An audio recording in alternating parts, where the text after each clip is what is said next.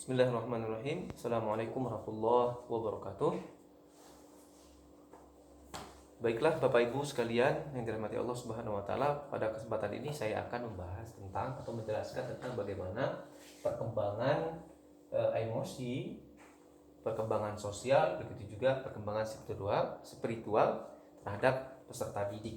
Ya, yang pertama adalah kita akan bahas tentang perkembangan emosi, ya, perkembangan emosi. Ya, definisi dari perkembangan emosi itu adalah salah satu tahap tumbuh kembang anak untuk berinteraksi dengan orang lain. Sedangkan emosi itu sendiri dapat kita maknakan adalah sebagai segala bentuk atau seluruh bentuk perasaan, ya, yang dialami atau yang dirasakan oleh setiap individu dalam berinteraksi dengan lingkungannya atau bersosialisasi. Itu contoh seperti perasaan rasa senang, sedih, kecewa, marah, dan lain sebagainya. Ya, kemudian itu adalah ada berbagai tahap perkembangan emosi terhadap seseorang. Ya, dalam hal ini terbagi menjadi 5, yaitu yang pertama adalah elicitors, ya, elicitors, yaitu dorongan yang berupa suasana atau situasi. Kemudian yang kedua adalah reseptors. Reseptor adalah segala kejadian yang terdapat dalam sistem syaraf. Kemudian state, yaitu terjadinya perubahan pada fisiologi seseorang. Kemudian expression, yaitu adalah perubahan bagian tubuh atau gestur yang dapat diamati akibat dari pengaruh perubahan fisiologi, ya. Kemudian experience, yaitu persepsi setiap individu, ya, persepsi pada setiap individu pada setiap keadaan emosinya, ya. Kemudian selanjutnya adalah faktor yang mempengaruhi perkembangan emosi seseorang atau dalam hal ini adalah peserta didik. Yang pertama adalah faktor keadaan individunya, yaitu usianya, keadaan fisik, ya, intelijensi, ya, kemudian juga peran hubungan antara dirinya dan lawan jenis, serta peran kematangan, begitu juga peran belajar, ya. Peran belajar ini sangat mempengaruhi juga bagaimana perkembangan emosi seseorang. Kemudian yaitu adalah konflik, ya, berbagai konflik, ya, juga sangat mempengaruhi proses perkembangan emosi seseorang. Begitu juga faktor-faktor lingkungan, apakah itu lingkungan keluarga, tempat tinggal, dan lingkungan sekolah. Kemudian yang selanjutnya adalah bagaimana implikasi perkembangan emosi peserta didik dalam hal pembelajaran. Nah, dalam hal ini peserta didik memiliki emosi yang beragam, ya, pastinya. Peserta didik memiliki emosi yang beragam, oleh karena itu diperlukan berbagai strategi yang untuk menangani perkembangan emosi peserta didik.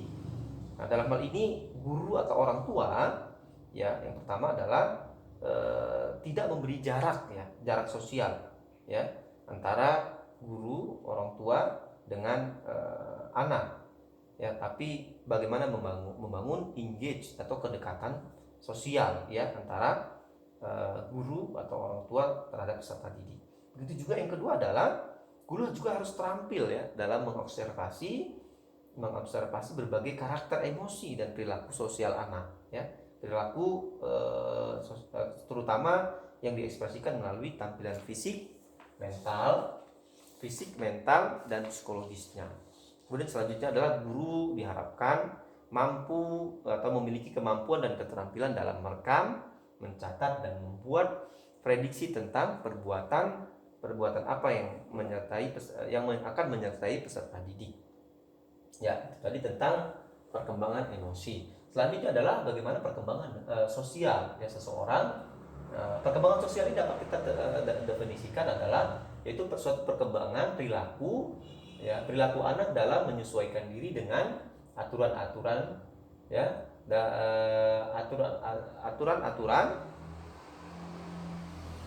aturan-aturan masyarakat di mana anak itu berada, ya, di mana anak itu berada. Artinya adalah perkembangan sosial ini fokus terhadap relasi antara peserta didik dengan orang lain. Ya, perkembangan sosial ini terdiri dari berbagai tahap. Jadi antaranya dalam hal ini Erikson membagi dalam berbagai tahap. Ada 8 tahap. Yang pertama adalah trust and mistrust ya. Pada rentang usia 0 sampai 1 tahun. Perkembangan ini yaitu adalah tahap pengembangan rasa percaya diri kepada orang lain, sehingga mereka sangat memerlukan sentuhan dan pelukan dari orang-orang yang terdekatnya. Kemudian juga adalah autonomi versus shame ya. Ini adalah pada rentang usia 2 sampai 3 tahun ya. Ya, pada usia ini anak biasanya cenderung melakukan pemberontakan, karena pada usia ini anak sedang mengembangkan kemampuan motorik dan mentalnya. Kemudian adalah inisiatif ya versus good, yaitu rentang usia pada 4 sampai 5 tahun. Yaitu tahap pengembangan ide dan inisiatif ya pada seorang anak.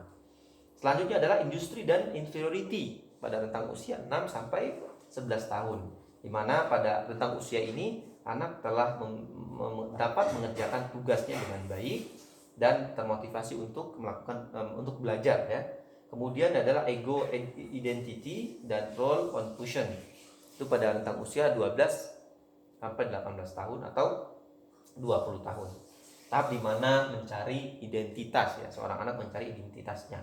Kemudian yaitu adalah intimasi dan isolation, ya, di mana seorang anak dapat pada tahap ini ya, di mana seseorang telah dapat mampu atau sudah bisa membangun bahtera rumah tangga dengan calon pilihannya.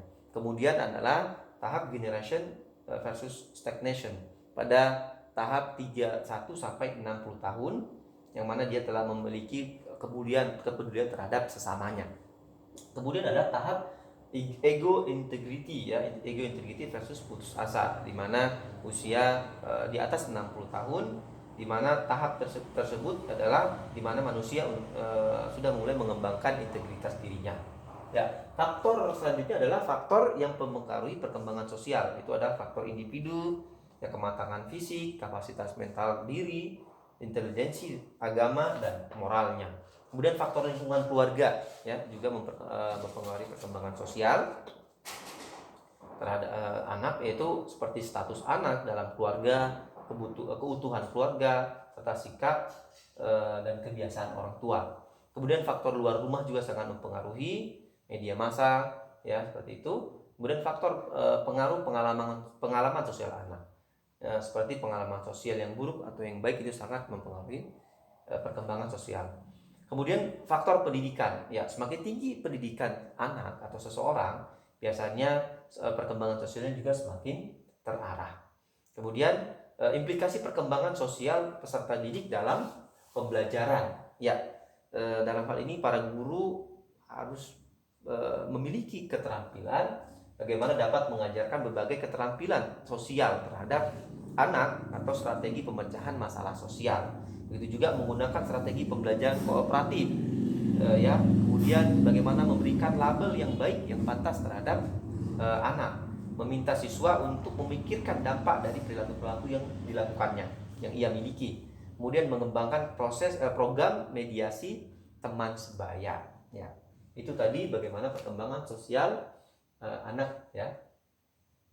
Kemudian implikasi dalam hal pembelajaran. Kemudian selanjutnya adalah perkembangan spiritual ya, dapat kita artikan sebagai perkembangan jiwa manusia dalam hubungannya dengan semangat ya dan kepercayaan terhadap dirinya sendiri, orang lain, Tuhan, dan alam ya. Pada tahap ini dalam perkembangan spiritual ini ada berbagai tahap ya, terdiri dari berbagai tahap, yaitu tahap prima faith, itu pada rentang usia 0 sampai 2 tahun ya, 0 sampai 2 tahun.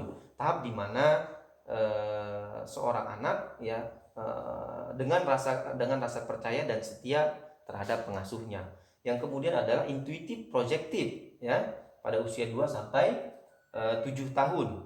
Ya, pada tahap ini anak sudah memiliki sifat meniru ya, karena percaya yang dimilikinya masih merupakan gabungan dari hasil pengajar dan contoh signifikasi dari orang-orang dewasa. Kemudian yang selanjutnya adalah yang ketiga, mythic literal faith ya, pada rentang usia 7 sampai 11 tahun.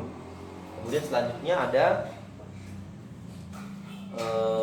synthetic conventional faith ya, 12 pada rentang usia 12 sampai akhir masa remaja ya, di mana anak-anak ya telah ditandai dengan kesadaran terhadap simbolisme dan memiliki lebih dari satu cara untuk memahami atau mengetahui sebuah kebenaran.